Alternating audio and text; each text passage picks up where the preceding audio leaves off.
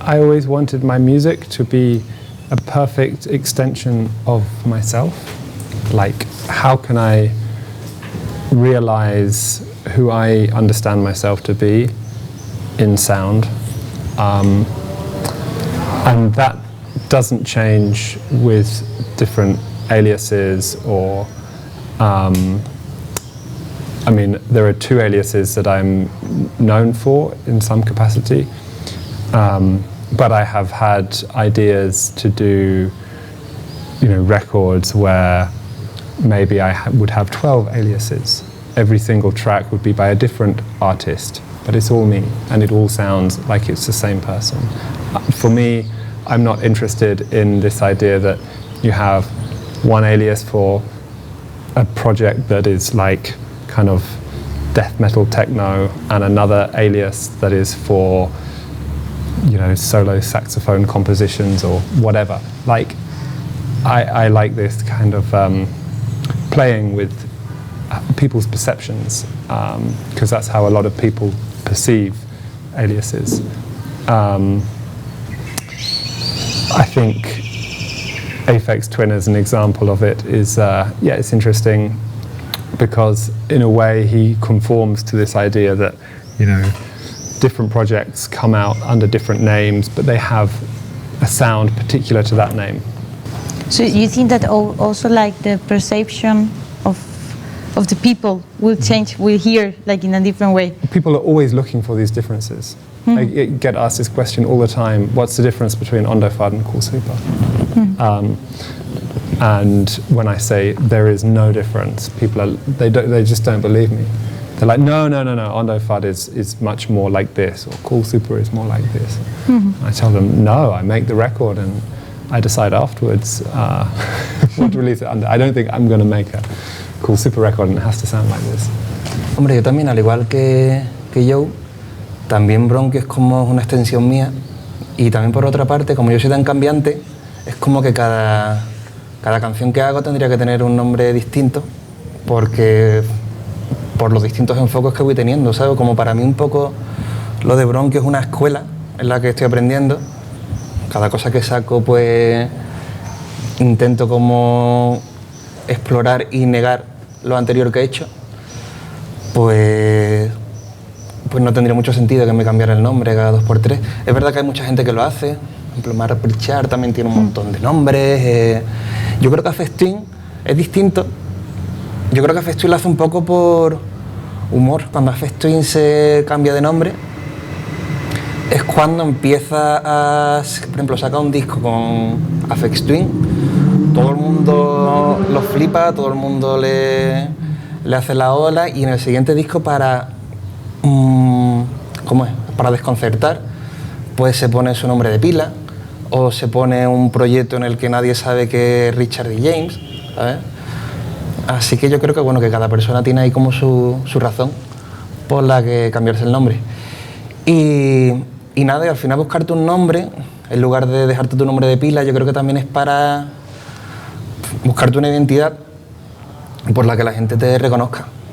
Y yo me puse, claro, encontrar un nombre que sea como fiel a lo que tú eres y que a la vez sea un nombre como sonoro y que funcione como marca, aunque quede un poco frívolo, es algo complicado.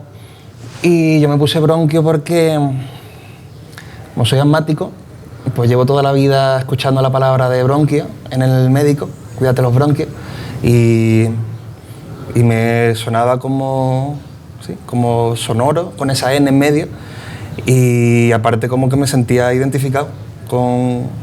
Es como un alter ego que tiene mucho que ver conmigo, en su totalidad.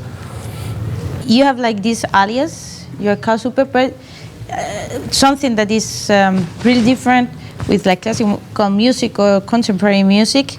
We always reference to this kind of music because it's the music that usually is like present in the Encuentro. So in electronic music, it's quite usual to make music with other people, like make collaborations and make all the things. No, not only as a composer, but also as producer. So you produce music for other people and so. like what difference do you both find in terms of feeling the authorship between these two ways of working, like being like your compositions and then collaborating with other people? Pues yo creo que hay dos tipos de colaboraciones. Cuando tú tienes una obra ya más o menos cerrada y planteada y te hace falta el registro concreto de una persona como si fuera como un instrumento más, como una pista más a tu obra, que por ejemplo voy a hacer una canción y sé que la voz de Montserrat Caballé, tengo ya una obra hecha y la voz de esta mujer viene perfecta. Entonces claro, ahí el pacto que haces con esta persona es muy distinto a cuando la colaboración que quieres que sea algo que parta de un lugar común entre dos personas. Yo normalmente, a mí siempre me gusta más trabajar en el segundo caso, el quedar con alguien, conocerlo, encontrar una pista común, un lugar común, que muchas veces es rebajando un poco la excentricidad de cada persona para hacer algo más accesible, o de repente ocurre como una magia especial y en el encuentro encontramos un sitio nuevo, inexplorado para los dos, en el que los dos nos sentimos cómodos, y ahí pues yo creo que aparte de salir algo a priori que puede ser como más interesante para uno mismo, porque es algo que de alguna manera escapa al control de lo que yo haría solo en mi casa, te llevas un aprendizaje bastante potente que después te puede llevar a otro sitio. Y yo trabajo bastante así. Yo casi todas las canciones que tengo son colaboraciones, por un lado porque es verdad que compongo bastante temas pensando en una voz y yo no canto bien ni quiero cantar, y por otra parte creo que a mí algo que me gusta mucho de mi proyecto musical es la oportunidad que me genera de poder colaborar con gente, conocer a gente y aprender, tanto musical como de cualquier otra índole. También es verdad que tengo algunos temas en los que tenía como la idea muy concreta y hay gente que se ha adaptado a mi concepto, pero prefiero muchísimo más el hacer un tema colaborativo, que ya no es yo no lo llamo featuring, yo lo llamo, por ejemplo, un Bronquio and María Moro, que es, por ejemplo, la chica esta portuguesa con la que he sacado un tema. Me gusta más así. The things that are collaborations and released as collaborations, which I am not so keen on being in the same studio as someone at the same time, but I like just sending ideas back and forth, and you get to a point where you're broadly happy with what you have, and then one person finishes it, does the final touches, the engineering, the mix down, and then you release it as me and someone else. But that's fun. Much more importantly, when I'm working on my own, I have relationships with a few very close musical friends, and I am always asking for feedback on my ideas, and they do the same with their work. And there are situations where you get stuck trying to achieve something, it's not working, and the person I have this closest relationship to, often we have done things on each other's tracks where we've fixed something or we've rewritten a line, and we would never release that as a collaboration. It's still the other person's work, but I can't imagine, I wouldn't be doing this, I don't think, if I didn't have very critical relationships with my friends where we feel totally free to say, this is a terrible idea, get rid of that, I don't like that sound, and it makes our work better. It's a way of constantly trying to make the best work we can make, and being very critical with one another. And why do you think that like in electronic music is like the perfect field to have like this kind of community, the sensation of community, like composing and so? Why do you think that this has happened in electronic music? and not in all the kind of music, for example? That's a difficult question to answer. I guess now, because there's just a lot of people doing it, I guess you had this maybe in the arena of a band. You know, if someone comes in with an idea, that someone else has another idea, and it comes out as being made by the band. And in a way, like, this is maybe an echo of that. But I also have lots of friends in electronic music who really are they're too scared to share their ideas until they're finished. You know, I feel very fortunate that I have this relationship, and I feel happy about my ideas being criticized. I mean, this is a form of confidence which I'm very fortunate to have, and to have these positive relationships. It's not everywhere in electronic music. Sí, yo creo que esto se da en la música electrónica también porque por el formato a la hora de producir o trabajar O sea, tu pregunta era por qué se genera como esta comunidad dentro de la música electrónica.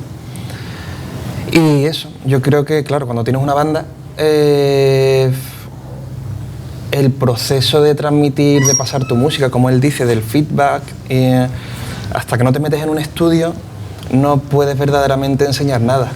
Y cuando te metes en un estudio, en teoría, es que ya hay un proceso ahí como o sea, ya hay la idea, el motivo, la meta, ya es algo bastante definitivo. En cambio, la facilidad que te da el ser productor de música electrónica, de coger tu música, de mandársela a tus amigos, de mandarle un proyecto directamente de Ableton, ¿sabes? Mira, te voy a mandar un proyecto, métele lo que tú quieras. Yo creo que sobre todo por la facilidad que te da el formato de la música electrónica, y también es que la música electrónica es algo tan flexible, tan amplio, que como que le cabe todo, ¿sabes? O sea, no es un género, es simplemente un formato, una manera de hacer música, que es muy agradecida a la hora de mandarse a la gente para que aporte. En cambio, en otros tipos de música, por ejemplo, en un piano preparado, haces una obra de piano preparado que por supuesto se la puedes mandar a quien tú quieras y algo lo puedes hacer, pero es como un proyecto más definitivo que es la música electrónica. La música electrónica está abierta a millón de cambios, que por otro lado también esa puede ser una problemática de no saber cuándo ponerle fin a un proyecto, porque claro, cada persona va a tener una idea, entonces claro, tiene como ahí lo bueno y lo indefinido del tiempo de cuando tú le pones el stop. Pero yo creo que es por eso, por la facilidad y la flexibilidad. Very important to say in relation to your question about why does this happen in electronic music. If you look at just the economics of owning a lot of this equipment, you had in the early days in Chicago, around the record labels that were set up, they would build a studio, and a lot of the kids who were making this kind of music, that was the only way they could make it, would be to go and share these studios, and those communities built around those studios. And you know, there are some days where, like in the course of a day, you know, Marshall Jefferson would have the track studio for 3 hours, and the next person would have it, and they would have to get everything they wanted done, or all their ideas out in that time, but they'd stick around to listen to what everyone. So you just had these communities kind of growing creates like this kind of community, because the equipment was too expensive to own individually. Maybe we can like link that with what the territory, like the place that you are producing music and making music. If this is also, I mean that this is also something that contributes to have like a good environment to produce. If you are like in a center where there is a lot of people that is making also the electronic music, or they are making electronic music, if this is a way of making music, just not a gender. Also, like being in the center, you have more opportunities to have like this rich environment, no? To have this maybe. So what do you think about that, like the influence of the place that you live in and so? Muy importante para desarrollar tu música en según qué vías Depende, por supuesto, del contexto y que en ese contexto, o sea, en ese territorio, pues haya una estructura que haga que se desarrolle tu propuesta musical, tanto a nivel artístico como a nivel económico, si es que quieres vivir de la música, en nuestro caso. Entonces, claro, cuando vives en un lugar donde esta estructura no existe por lo general, acabas tirando como para otros caminos que sí te van a dar un poco más de subsistencia, ¿sabes? Y algo que pasa en España, algo que he comentado antes, que es algo que me parece muy simbólico, que esta comunidad de música electrónica no se ha generado, o se ha generado de una manera muy local, porque, por ejemplo, en Spotify, que es algo que, bueno, es como un poco el espejo y el reflejo del panorama musical de un país siempre, pues no hay listas de reproducciones masivas de géneros musicales más enfocados a la electrónica. Entonces, claro, yo de la manera que he desarrollado mi propuesta musical, pues está completamente vinculada a Jerez de la Frontera, que es de donde soy.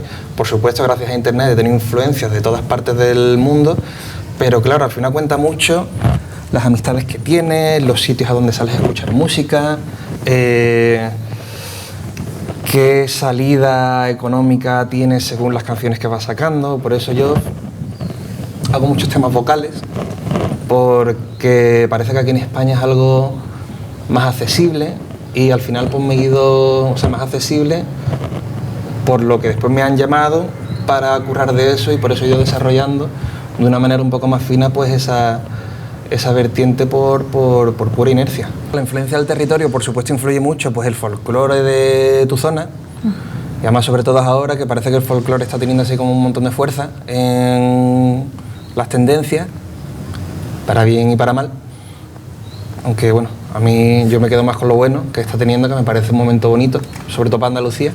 Y también yo creo que influye mucho, sobre todo en la música electrónica, el clima, porque en lugares como Londres, Berlín, que hace más frío, pues claro, la tendencia es a meterse en un sitio cerrado. Y en un sitio cerrado, pues determinados géneros de música, electrónica en este caso, pues tienen como más sentido, más coherencia, ¿vale? El típico sala enorme, sí, claro, vacía, donde está todo el mundo calentito, ¿sabes? Uh-huh. Entonces, claro, en el sur, como la gente tiene tendencia a estar en sitios exteriores, el tipo de música que se genera, pues obviamente es distinta, es como más familiar, por así decirlo, más carnal, más bailable, es como más física que intelectual, por así decirlo. Estoy generalizando muchísimo, pero creo que eso también influye muchísimo a la hora de hacer tu música, porque después, por mucho que lo subas a internet, quien más te va a escuchar y quien más te va a pinchar va a ser la gente cercana tuya. En mi caso en Sevilla, en Jerez. Entonces, claro, un tema de techno, el dub techno en Sevilla, pues tiene un recorrido pues un poco más reducido que si hago un tema, pues bueno, con, yo qué sé, con una influencia un poco más latina, ¿sabes? O un poco más folclórica. I think the history of this music is very much rooted in very specific places, in, you know, Cuba, and then the migration of Cubans to New York and the development of salsa there, and then disco there, and then the evolution of that in Chicago, and then in Detroit, and then that coming back to Europe, to Manchester, to London, to, you know, these are places which had, you know, communities, often very poor communities, marginalized in a multitude of ways, who developed music through a need to release and to get together, and these were very local developments that all grew and spread globally and traveled because they became very popular. So this tension between the local and how much a particular place influences the growth of something, and the kind of international, and the homogenization of something has been there for a long time and has just become more abstract and stranger as the internet and travel has changed the world. Now, yeah, I mean, you still have these big centers for this music around the world, but I think it's very difficult to talk about local scenes in the same way. I don't know if maybe that will change with the pandemic, or you still do get this. I mean, there's been a very fertile scene in Shanghai and Beijing recently, and it has a very distinct sound, but it connects to what people are doing in Bristol, you know, or London or LA, and it's very difficult to talk in kind of concrete things anymore, because people take influences from so many other places apart from where they live in, but they didn't used to, and place is very important, like I said, in the evolution of this music. But maybe it's that the medium like is becoming more and more liquid. I mean, like everything is, even in the society and in the, you know, the ethics and politics and everything is getting more and more liquid. So maybe also like in the influence of the place that you are in, it is not because of the place, but because of what do you want to be in contact, no? So maybe it's more, right now, maybe it's changing to an attitude than a territory. I mean, I kind of wish nowadays that people were more aware of, you know, their surroundings and who they are and why they are choosing to make this music or whatever they're choosing to make, because I just find it really boring to have someone in a bedroom somewhere in Europe choosing to try and make a perfect copy of something that someone made 15 years ago somewhere else for reasons that had a lot to do with their environment. But yeah, you know, now people have the equipment to do this stuff, and this is why it's a very difficult thing to pin down, because there are just so many strange facsimiles that don't really lead to anything new nowadays, that are totally devoid of environment and personality. And referencing something I said earlier, I wanted my sound, my music to be an extension of myself. That started initially with circumstance, and when I was younger and I didn't really have any money, and so I bought the most rudimentary elements to have a recording set up at home, where I had like a keyboard, a drum machine and a mixer, and I really bought the things that were just the cheapest and close to me second-hand, looking on like Craigslist, and I knew they weren't the best. I wasn't interested in saving up money to get something better, because I thought it would be more interesting to have something that was I made my own in some way. So that is how I eventually found the techniques that I have with those bits of equipment around a mixing desk, and the way I use feedback loops and effects, all arose, those techniques, from those initial limitations. And yeah, like it's you have to kind of create your own your reasons and how you are expressing yourself through music in relation to events that happen in your life, you know, things that go wrong, things that go right. Yeah, I don't know, you need to make sense of it all, and you need to find a way to express that with the equipment that you have and the ideas in your head. And yes, at the end, like the develop of language in electronic music is more complex than maybe with a classical composer for acoustic instrument because your tools, I mean, always in classical music also, if you have like a broken violin, you have a broken violin, but here is like your equipment is also part of your identity, of your language, of your sound, and it also like conducts.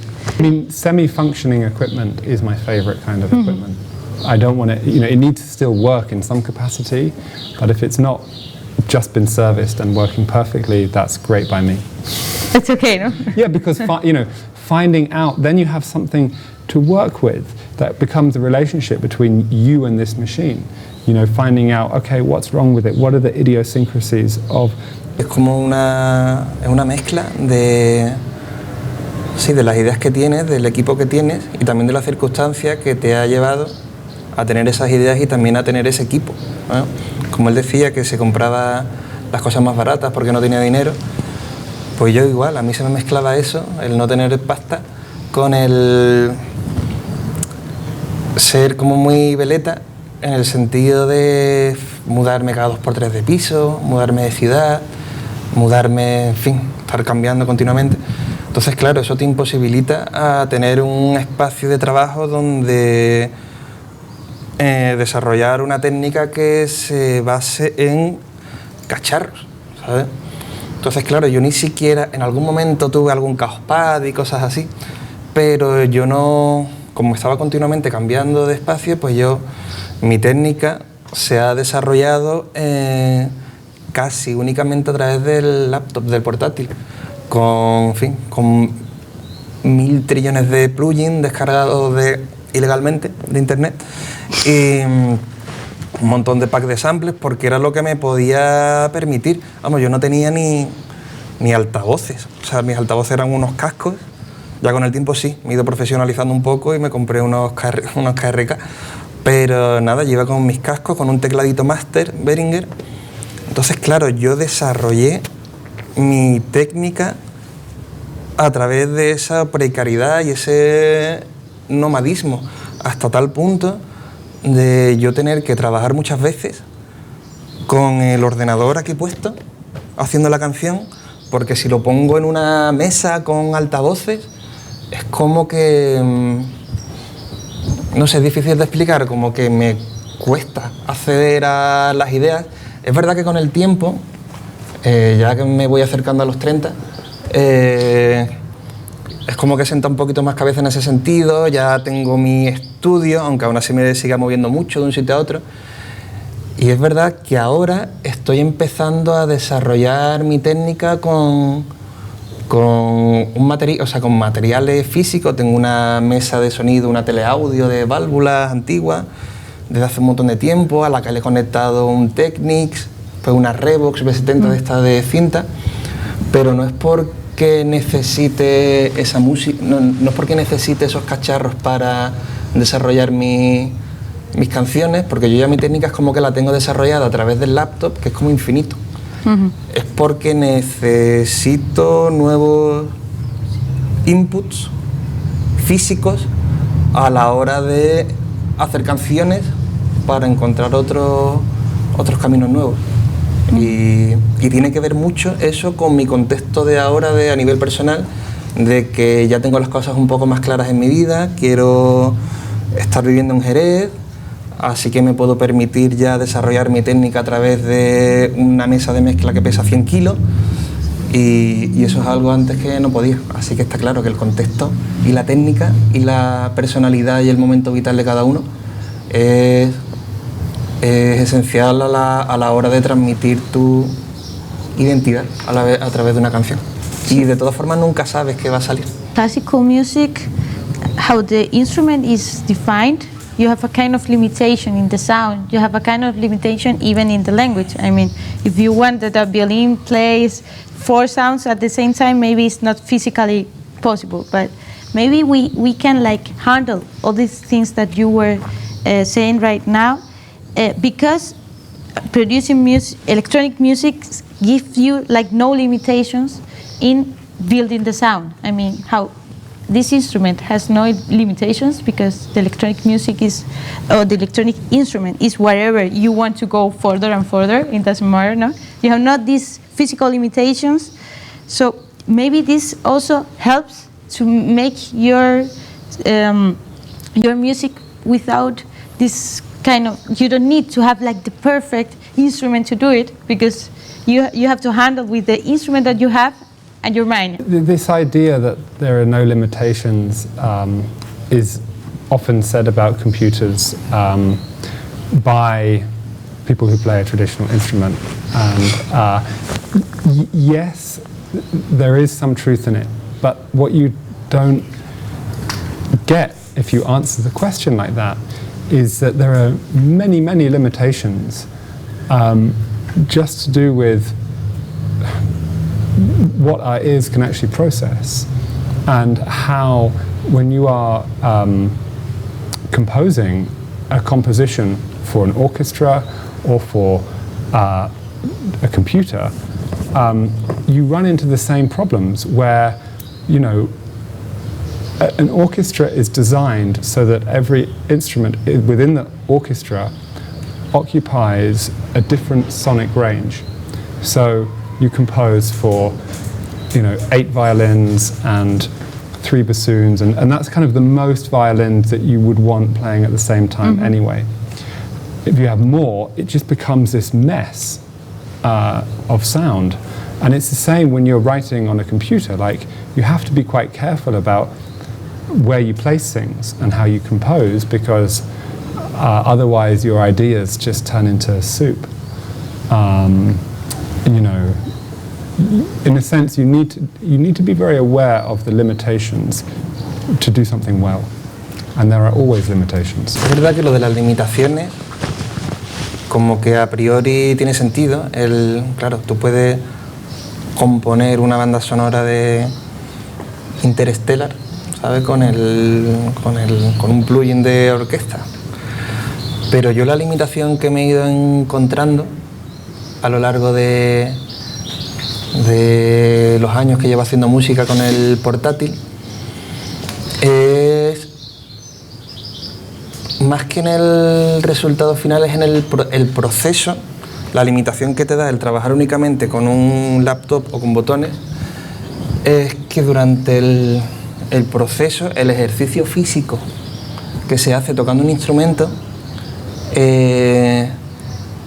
es difícil plasmarlo en la ejecución de la música electrónica. Y para mí el límite, o sea, no hay límites de sonido, puedes tener todos los sonidos del mundo, pero el límite está en el ejercicio físico de coger un instrumento, de frotarlo, de tocarlo. Es verdad que después lo puedes grabar con un micrófono, pero es distinto, porque no está tocando un grupo de personas a la vez, sino que lo estás haciendo de una manera como mucho más premeditada. Y esa frescura encuentra su límite en los botones. Yo ese es el único límite que encuentro, que es un límite bastante importante. What is, I mean, this connects to a question which is like, what is music? You know, and anything is music if you call it music. And so you can use a computer just to collage together, you know, things you recorded on your mobile phone, and it's a composition. This idea that you have to play an instrument to make music is a strange one to me. No, I didn't want to say that you had to play, but I know you didn't, but implicit in this, when you connect, like, okay, what are electronic musicians doing, and how does it connect to what musicians used to do when they played an instrument? Yeah, they're playing, I guess, at what people used to call music, but now we have a different understanding of what music is. And also, I mean, in a way, it's all okay, it's all valid. I love a composer called Lucy Railton, who made an album last year. She's a very good cellist, but she recorded herself playing the cello in her apartment in Berlin where you can hear like the train in the background and the birds, and you know, you get this sense of an environment, a place, and someone's relationship to their instrument and their relationship to recording, and the computer is obviously used there. And I like that. Like, it's all okay, it's all valid. There's no... musicianship kind of means something else nowadays to maybe what it used to mean when Jimi Hendrix was alive. Por poner un límite, he puesto ese en la ejecución de un instrumento, pero eso no quiere decir que ese sea el camino verdadero de la música, del aspecto físico, para nada. Es verdad que es un elemento muy importante, pero no es necesario. Vamos, yo creo que ya lo de que cualquier cosa puede ser música, visto desde el punto de vista correcto, vamos, yo creo que eso ya, ese concepto ya es como que está desarrollado, lo hemos ido integrando. If you love sound, in a way that's for me the definition. Like, I love to play an instrument because I love making sounds on these different, you know, tools, boxes. Some I play well, some I play really badly. You know, I'm a terrible drummer, but I love hitting percussion stuff. I love, you know, hearing strange ambient sounds, all of it. And it's that emotional love and relationship that I think makes me a musician, more than the fact that I have a particular grade in a particular instrument, or that I can use a laptop to record it. Something that you said that I think that it's really, really interesting is like creating like an environment. Like you're not creating a song, but an environment. Yeah. It has melody, it has harmony, it has rhythm, it has different elements, but at the end you create like an environment. I want it always to be, when you listen to one of my records, that you've kind of walked into this world of sound. You know, that is my world of sound that I have captured and created, and you can explore it, and when you come back to it on other occasions, it will sound different and you will notice other things. That's important to me. Que yo creo que también que utilizando ampliando hasta el infinito las posibilidades de fuentes de sonido, por un lado te encuentras una identidad muy personal, si te encuentras, como él dice, tu propio mundo de sonido, y después también que yo creo que hay una magia extra cuando haces algo bello, que bello puede ser desde cañero hasta épico, cualquier registro. Cuando estás utilizando fuentes que no son musical, o sea, como se conoce clásicamente a las fuentes musicales. Por ejemplo, a mí uno de mis artistas favoritos, de mis músicos favoritos, es Matthew Herbert, y Matthew Herbert tiene discos que son conceptuales, y el concepto se basa en, por ejemplo, si va a hacer una crítica del mundo de la mala alimentación, pues claro, cada canción, pues únicamente, o sea, no utiliza ni cajas de ritmo ni nada, únicamente son sonidos de cajas de cereales, sonidos de gallina, y de ahí sale algo que ya ni siquiera es música concreta, ¿sabes? Son temazos.